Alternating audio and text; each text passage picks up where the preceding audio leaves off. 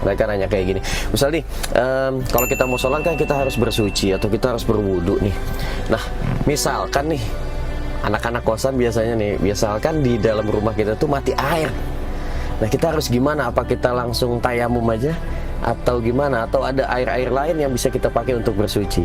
Nah, teman-teman, di sini aku mau sedikit menjawab dari apa yang aku tahu ya. Mudah-mudahan ini nggak salah. Jadi, air suci atau air yang kita gunakan untuk berwudu itu harus air suci mensucikan ya, nggak cuma hanya air suci aja. Nah, air suci mensucikan ini ada beberapa macam jenis atau beberapa macam contoh. Tapi pada hakikatnya air suci mensucikan itu adalah air yang turun dari langit dan juga keluar dari bumi, teman-teman. Tapi dia tidak boleh terkontaminasi dengan zat yang lain. Nah, salah satunya kalau kita tahu itu air hujan ya. Air hujan nih, kalau lagi hujan kalian terus mati air, itu kalian boleh berwudu sama air hujan, atau kalian tampung air hujannya, kalian pakai wudu, itu boleh, teman-teman. Selama air hujan itu tidak tercampur lagi dengan zat-zat lain yang mengotori atau merubah rasa dan warna dari air tersebut. Yang kedua adalah air laut.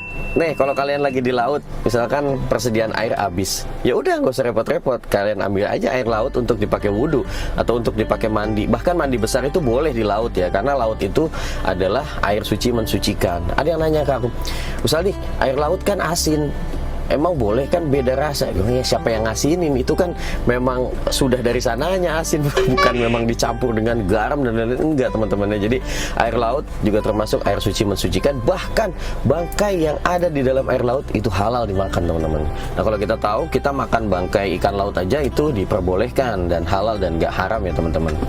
Kecuali hewan-hewan buas yang mungkin harus dihindari seperti ikan hiu atau buaya gitu ya. Kalau buaya nggak mungkin di laut ya.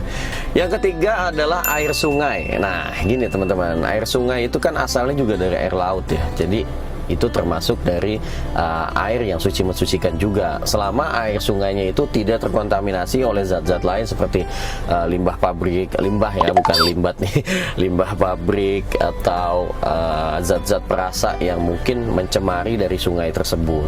Selama air sungainya itu masih bersih dan kuotanya masih banyak banget, itu boleh dipakai bersuci. Yang keempat adalah air sumur. Nah, kalau air sumur ini kan adalah air yang keluar dari bumi, jadi boleh kita memakainya untuk bersuci ya. Yang kelima adalah air yang bersumber dari mata air. Nah gitu, air yang bersumber dari mata air. Jadi ya sama kayak tadi, air tanah. Air tanah yang kita gali, kita bor, lalu airnya keluar, maka itu boleh dipakai untuk bersuci. Seperti kalau kita tahu air zam-zamnya itu juga air yang keluar dari mata air. Yang keenam adalah air es atau salju nih, buat teman-teman yang ada di kutub utara atau lagi negara-negara yang memang turun salju, itu salju itu boleh teman-teman dipakai untuk bersuci ya. Jadi kalau misalnya kesulitan air nih, airnya mati, lagi musim salju, ya maka kalian boleh memakai salju untuk bersuci. Yang ketujuh adalah air embun.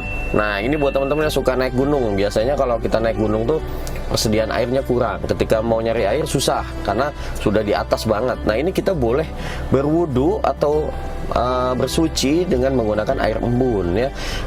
Toharohnya dengan air embun itu boleh ya, teman-teman. Jadi nggak mesti pakai air doang, pakai embun. Ketika pagi-pagi mau sholat subuh langsung ambil embun untuk berwudu, itu boleh. Oke, itu aja sharing yang singkat. Mudah-mudahan ini jadi manfaat buat teman-teman semua, sehingga nggak terlalu kaku bahwa berwudu harus hanya dengan air doang. Ini sebelum kita mencapai bertayamum dan tidak ada stok air, kita bisa nyari air-air yang tadi aku sebutin itu ya. Mudah-mudahan sharing ini bisa manfaat.